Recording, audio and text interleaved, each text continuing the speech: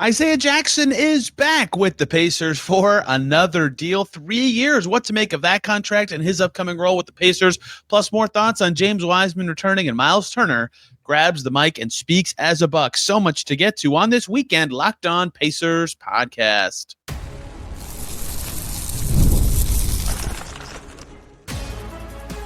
You are Locked On Pacers, your daily Indiana Pacers podcast. Part of the Locked On Podcast Network, your team every day. What's up, everybody? Happy Saturday/weekend, and welcome into another edition of the Locked On Pacers podcast, where we, of course, talk about the Indiana Pacers. As always, my name's Tony East. I cover the team for Forbes, and today, a day full of centers. The rotation that was expected to be the Pacers rotation last year, we'll cover today. Isaiah Jackson is back. He has signed.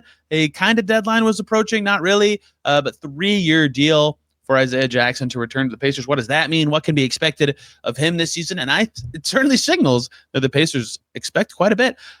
James Wiseman, I want to talk more about him. I kind of glossed over that because it was on the Kevin Pritchard Speaks Day. And speaking of Speaks, that was a bad sentence. Myles Turner and the Bucks did their introductory presser out here in Vegas. Convenient for me because I was able to attend.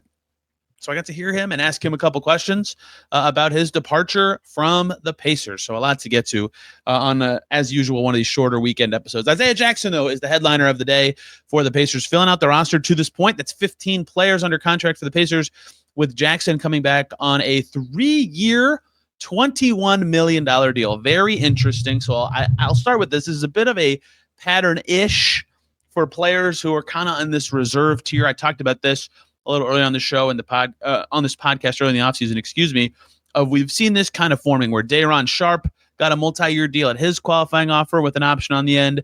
Zaire Williams got that. Trey Mann got that. I wondered if Isaiah Jackson would get that, although he was restricted. Those other three guys are unrestricted, so perhaps a little bit more affinity from the Pacers to Jackson, and that shows because his contract does not contain any options. Flat 3 years, $21 million to bring him back the year after the Achilles tear, but he was playing quite well in his 5 games last season, and obviously has proven with playoff success the year before that. So, of course, they should want him back, right? I kept having to explain this. Like, my thoughts on what they should do with him contractually did not have anything to do with how good I think Isaiah Jackson is. He's quite good. I thought it was so obvious he should have been the backup last year, despite some fans thinking otherwise, which I understand.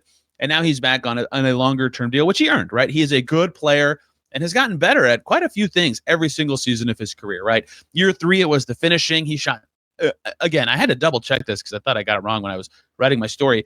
He shot 79.5% from 3 feet and in his 3rd season in the league. Right. And he had more dunks the season before that where he shot a little worse. Right. So that means his touch was getting better that year, which we could all see.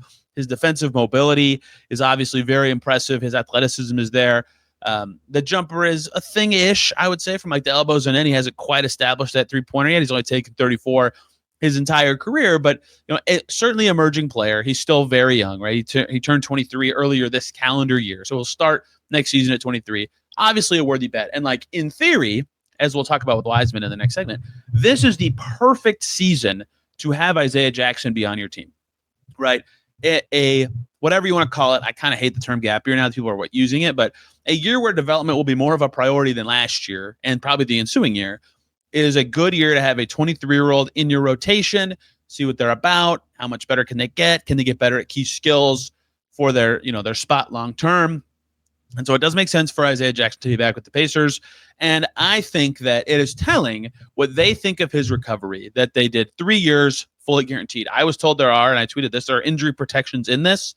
I don't know them specifically, but going off past contracts, there's usually a trigger for like, if certain parts of your body get injured, this or that becomes non-guaranteed or something like that. It could be something to that effect. But for Jackson, right, that seems like a fair deal.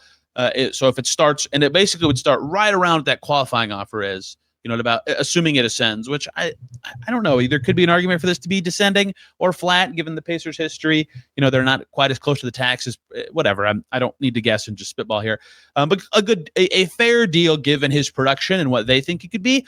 But the fact that they go at fully guaranteed no options does suggest that they are confident in his recovery, right? And that's very important. They gave James Wiseman more guaranteed money than they gave him last year. Same thing. I think they're very confident with the Achilles recovery of their players, and that includes Jackson, who now has a chance to be their starter.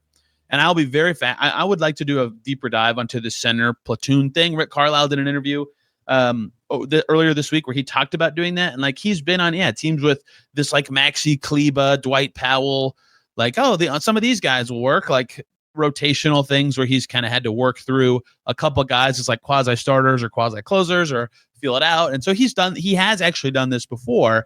I'll be very curious how the Pacers prioritize it, right? They could easily make the case that Isaiah Jackson should start. He has familiarity with the team and their style, and it's literally the only team he's ever played for. He's their youngest, probably rotation guy that they'll have this year, depending what they do with Tony Bradley. So if that all is something that's appealing to them, the young guy who fits and is good, then he could start. If they want to keep their second unit together, he could be with the bench. And Jay Huff, of course, provides skills more similar to Myles Turner, so perhaps he could start with the fit in mind. You don't need to stretch big next to Siakam kind of stuff. Like, I'd understand that too. They have options like Wiseman could sneak into the rotation there. Who knows what Bradley's role is going to be if he's even on the team. But I would understand both. But certainly Jackson would be in their rotation as one of their top two. He's earned that, and he certainly is in line for a bigger role given that Myles Turner is not on the team anymore. And you've seen the kind of slow climb of his minutes. It did dip in his third year when they had Jalen Smith playing quite well and Myles Turner, but his minutes went up from his second season last year. I think he was in line to be a 17 to 20 minutes a night guy pre-Achilles tear. So I'm looking forward to seeing what this becomes, because lots of his non-scoring numbers have gotten better throughout his career, right?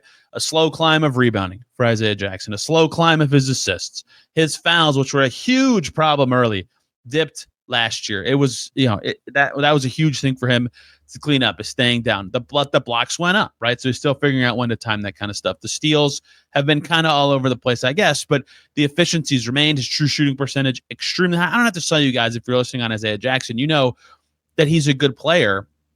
And so basically the only question I would have about him is, how does he recover? Because an Achilles injury can be, he's young. That's a good time, if there is such a thing, to have one, because if he's not as bouncy, he's a different player, because that's what makes him so special. It's like he blocked Wembanyama, for Pete's sake. He can fly over the net when he jumps, and for a center to have the kind of strides that he has, he just moves differently. It's such a unique kind of trait skill to have, and base of traits to have. And so if they can apply that to more skill growth as he keeps growing, which they have so far throughout his career, that's certainly a valuable player. So obvious why they'd want him back, especially given their new center rotation. I thought his number for his contract might come in a little lower than this, but guess what? It's not a big deal anymore given their cap situation this year. If it's higher than I thought, who cares? They're going to be under the tax anyway. The Pacers are now at 15 players. They're about $7 million shy of the tax, so don't think about them using their full mid-level right now unless they make a trade or anything like that. They certainly could still move pieces around. I'll talk about that maybe after Summer League or something, what they could still do. But that's 15 players. That's a center rotation that at least makes some sense given their reality, and a well-deserved reunion for Isaiah Jackson, who was trending well in his 5 games last year. Pre-injury, he immediately tweeted, "Yes, sirs." He gets it. Good for him to be back. It'll be fun to cover him and see how he bounces back from the injury. Speaking of bouncing back from injury, James Wiseman is coming back to the Pacers again. I didn't get enough of a chance to talk about that, so let's do that coming up next here on Locked On Pacers. Before we do that, we need to talk about game time. Have you ever decided last minute you had to head to the ball game with your friends or your family? Maybe it's game day. You suddenly realize you want to be in the stands. That's exactly where Game Time comes in. It's the easiest way to grab last minute tickets without the stress. With the money you save on tickets, you can splurge on food, on drinks, on merch, or even invite a bigger group to come with you. Game Time makes all that possible because buying tickets on the app is fast and simple. The price actually drops the closer you get to the first pitch. They've got incredible last-minute deals, clear seat views, and a lowest price guarantee that takes the worry out of buying. It's the official ticketing partner of Locked On MLB, making it easy to browse the app for an upcoming baseball game. Last-minute tickets, obviously. Their zone deals can help you with savings. Seat views in the app, so you know before you buy exactly what it'll look like when you get there. Take the guesswork out of buying tickets with Game Time. Download the Game Time app, create an account, use the code LOCKEDONNBA for $20 off your first purchase. Terms apply. Create an account and redeem the code LOCKEDONNBA for $20 off. Download the Game Time app today. Last minute tickets, lowest price, guaranteed. Back here on Locked On Pacers. Thanks for making us your first listen today and every single day. Your second listen, if any Summer League prospect intrigued you, a lot of Hornets guys were interesting to me. Check out that show for your second listen. So I would suggest Locked On Hornets. But obviously, there's been a ton of interesting games out here. Transactions are, in theory, happening, although a lot of them not quite on the huge scale anymore. Bradley Beal hasn't happened yet. All sorts of stuff still to come. This is a slower-moving NBA offseason. Even though a lot of big moves happened before free agency started, a lot of interesting stuff is just going a little slower. Okay, James Wiseman is back. I will again explain this because I said a few times replying to commenters. I might have said it on the show. I can't remember. That my guess was that he would not be back, not because I don't think it makes sense, and I'll explain why it actually makes more sense to have him now than it did in the past, but just because I wondered if they'd be willing, the Pacers being they, to have two centers coming off of major injuries in their rotation or on their team this year. They are, clearly. Again, they must be comfortable with their Achilles rehab program, which is a good thing because they're about to do it again with Tyrese Haliburton. And we've seen James Wiseman and Isaiah Jackson working on the same basket at a lot of these practices, the Achilles corner, as we've seen it. So that's what made me wonder if he would not be back, since after they gave the qualifying offer to Jackson, it certainly was trending for him to return. So they have two guys coming off major injuries. That's certainly worth watching when it comes to the rest of their centers. However, if you don't care about the injury part of it, like if the Pacers, and they did last year, believe that they could develop James Wiseman, and why wouldn't they? Their development program has been awesome of late. They've crushed it with that specific draft class with Haliburton and Sticks and Obi and Nesmith, and Jordan Wara got better with the Pacers. Right? Who knows what could have happened if Kyra Lewis stayed, but a necessary trade to get Pascal Siakam, obviously. They've done well with younger players getting better in their program, including guys they've drafted, obviously. Like, it makes sense why they would be like, yep, let's try James Wiseman. But last year, I thought it was just kind of an odd signing, and I explained it at the time because they were trying to be good. They were coming off a conference finals appearance. I thought they would go more of the veteran center route, right, for their third big than they did. And then they went with Wiseman behind Turner and Jackson. And then it obviously all changed like crazy, and a million guys played backup center for the Pacers last year. But this year coming up, the case I just made for Jackson is that, well, obviously they're still trying to win this year. They have good players, but there's an argument to be made that they're trying to win with like potentially younger resources around their best players. Like, development is going to be more of a focus this year, at least should be. This is the perfect time to try the James Wiseman experience if you're going to do it, because if they can make him good, like, look, I've said this before probably on the show, but I haven't talked about Wiseman in a while. A lot of new listeners since then, since the Pacers went to the finals. I'm around NBA players all the time. I see 7-foot tall dudes every week, right? It doesn't strike. I'm not like, whoa, look how tall that guy is ever in my life anymore. There's very few players that get a reaction out of me for their size. James Wiseman was one of them. I saw that dude and I was like, holy crap. Like, he is huge and cut and fast and bouncy. And like, the theory of that makes sense, right? Try to see if you can turn that into something. Can they make his jumper better? Can they make him more forceful? Because he's a good rebounder because of his size and he can get up for the ball. He moves pretty well, right? It's just about turning that into consistent winning production. And this is the time to do it, and the perfect time to have him kind of be your third big and see what you can get out of that, right? And the other part of this is he's not like so different from Isaiah Jackson, a little different, but he does kind of provide a different look at the five as well because of that size, right? He is probably, I would say, the best, depending on how you feel about Tony Bradley, because it's his best skill. Wiseman's probably the best rebounder they have in the mix of their centers. If that's something they needed at a particular time, they could turn to that. And I think that they legitimately felt good about the way he was trending with his production. Like, he played well in the preseason, and then the one game he played pretty well until his injury. I think the Pacers felt good about the way that they could turn him towards producing for them in a way that if they needed him to play, they could. And so I currently would guess that Huff Jackson is the center rotation. I don't think you sign a guy to a $6 million deal and one guy to a minimum deal. I think it's very telling which one of those two players I think is better between Jackson and Wiseman. You don't trade assets away for a player who's probably not going to be in your rotation. So just based on their actions of the offseason, right? I don't have to guess that it certainly seems like they prefer Jackson and Huff over Wiseman, but it does give good sense to have him as a third center. And centers get hurt probably the most of any position in the league, just what's taxing on the body. There's the most contact with them. They're huge, so there's putting a lot of stress on their muscle and body all the time. And Wiseman, like Jackson, is coming off of an Achilles tear as well. So him being the third big makes good sense, right? This is the perfect, this is what I'll keep stressing with him all offseason. This is the perfect time to do this with him. And so what it will be about for Wiseman this year is what can they develop him into, or what can they add to his game? because it's so obvious the stuff that he can do and the stuff that he did for the Pacers last year, right? He's been a rebounding machine per minute, his per 36 numbers, not to compare them to anyone else's, of course, but, well into the double digits as a per 36 rebounder, efficient enough throughout his career. I just scrolled right past his true shooting percentage, and now Basketball Reference is frozen. Thank you, Basketball Reference. Yeah, 61% last year, 64% the year before. Only one bad true shooting percentage season, really, in his entire career, right? If you can get that efficiency and rebounding on the floor, that's great. Now, obviously, he's had issues with all sorts of other stuff. Turnovers too high in Detroit. Defense is a lot of work. No real jumper. That's the kind of stuff that they need to find a way to get him to do this year. Because if he can get the stop and the rebound, that's great. If he can spread the floor out a little bit more, that's very helpful, right?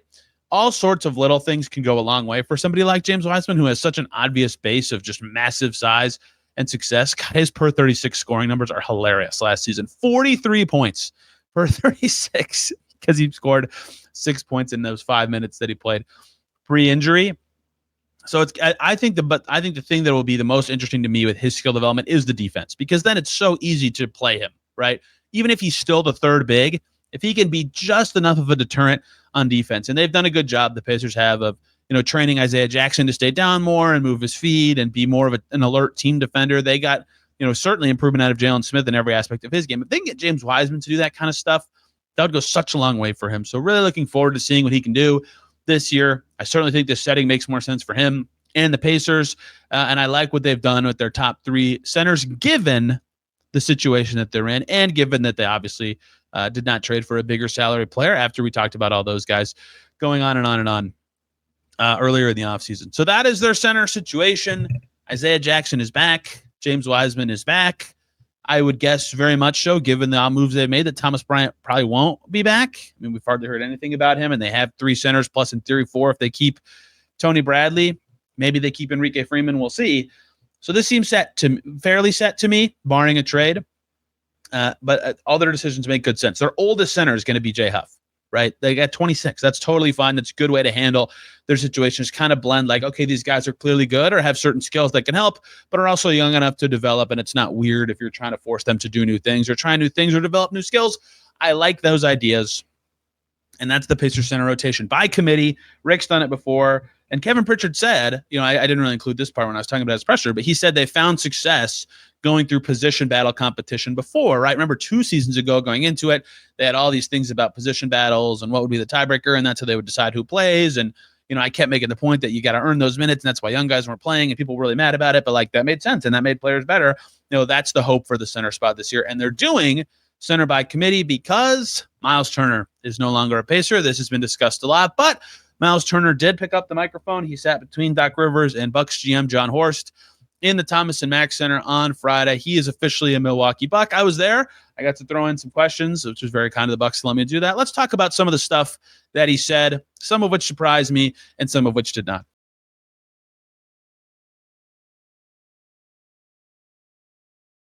Back here on Locked On Pacers. Thanks for making us your first listen today and every single day. Locked On Bucks could be your second listen for their reactions to Myles Turner speaking about it, him becoming a Milwaukee Buck. Certainly some questions at this presser about Giannis because John Horst was speaking on the record. You got to get those in when you can. But obviously Myles Turner was front and center, literally on the stage, talking for the first time as a member of the Milwaukee Bucks. Bucks hat, Bucks screen. He said his girlfriend likes what Bucks screen looks like on him. And so here is what was interesting to me. The quote that has absolutely struck every Pacers fan is his line about competitive, right? And he called the Bucks a more veteran team, and the Pacers were kind of a younger, hungry team. But he said ultimately it was about just staying competitive. And then to finish that quote later, he said, "I saw a chance to remain competitive here." So what people are really interpreting that as like, the Pacers just made the finals. How's that not competitive? That's not what he's saying. He said staying competitive and remain competitive. Like, I think he clearly realized the Pacers were competitive.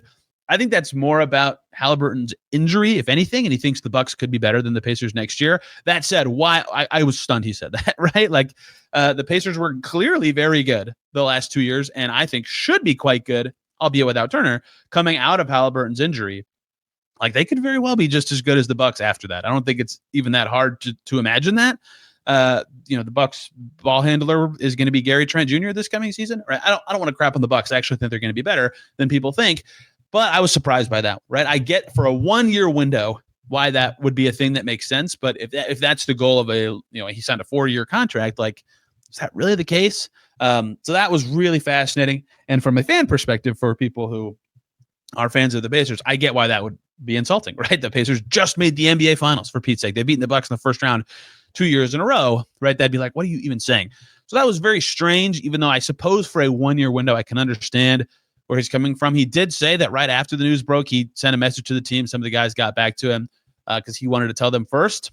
And then I asked him at the end about negotiations, right? Because that was a big part of this is, Kevin Pritchard mentioned that he thought there was negotiations in good faith between the Pacers and Turner's camp. And, he thought it was trending in a good direction. And then there he goes. He's off to the Bucks. They didn't get a chance to match. And that's how free agency works. That absolutely sucks for the Pacers. They probably should have started at a higher number if they really wanted to keep him.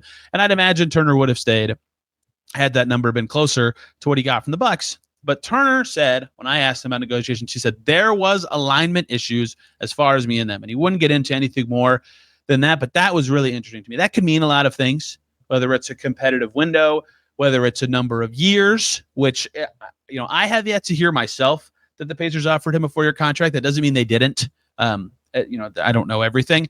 The Bucks clearly did, right? It could be that. Could be a number of years thing, right? He'll turn 30 next season. The years are nice. The money is nice. It could be the player option part of it on the back end, the trade kicker. It could be alignment of years because the Pacers, and I said this many times, my prediction was that he would have gotten 3 years from the Pacers. It lines him up with Siakam. It lines him up with most non-Haliburton players. And in theory, if you do, as many fans now are in some ways because he's leaving, think he's declining, in theory, he'd want to get on the market earlier and get one more chance at a bigger contract. We'll see if he actually is declining or not. So I thought 3 years would be the sweet spot. Perhaps that's the alignment. Perhaps it's the competitive stuff you mentioned earlier.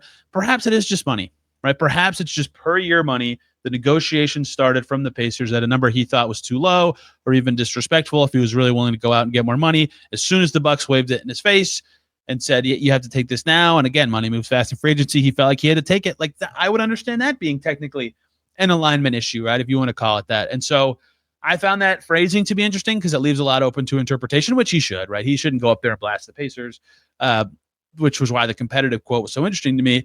But that was kind of the stuff that I found the most interesting that I tweeted about being there. There was obviously a lot more than that. I think Alex Golden's tweeted a lot of it. I'm sure you can just watch it. I bet the Bucks just posted the whole thing. But, a lot of it was about, being on a new team, playing with Giannis, how the Bucks kind of wooed him, all sorts of stuff like that.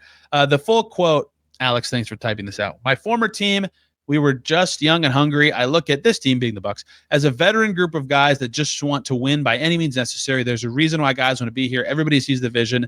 They don't re-sign just to do it. I think there's a real belief within this organization, and I align with that. Okay. Clearly the Pacers are good and young and growing. Just very fascinating that that's the way that it went. Yes, the Bucks did post the whole thing, so you can see it there. And then Myles Turner also said, there's a saying I hate when they say grass isn't always greener on the other side. I'm confident enough to say the grass is going to be greener wherever I go. Just a lot of very interesting on the way out kind of stuff. I can't necessarily blame him for making the choice that he made, but some of the quotes today were very interesting. I certainly, if I had to guess, my continued educated guess would be that he wanted to return. The Pacers offer wasn't where he wanted it to be. The Bucks offer immediately was, and he couldn't come back to the Pacers with it, so he took it. And that is the reality that the Pacers and Bucks now face. And Myles Turner is going to be playing the Pacers 4 times a year, and if they play each other for another year in the playoffs, more than that. And I think we'll find out how everybody really feels about it when the Pacers and Bucks play each other in a basketball game, right? And we'll see how it goes. You can watch the whole thing, though. I don't want to just bomb takeaways at you because there was a lot of questions that weren't necessarily about Pacers stuff. I was the only Pacers person there, obviously. So not a ton of Pacers-y questions, but there we go. Myles, that's until more is revealed. I might do one more Myles Turner show much later in the offseason about his legacy with the Pacers. But until that, that's it. The fiend on the Myles Turner offseason talk. Instead, we will look forward. Summer League tomorrow / tonight or whenever this comes out. more offseason discussion to come. So much more to come here on Locked On Pacers. Thank you guys so much for listening today and every single day. You can find me on Twitter and Blue Sky at Tony R. Each. This podcast is at Locked On Pacers on Twitter and Instagram. Back tomorrow talking more Pacers and Summer League. Till then, everybody, have a wonderful day.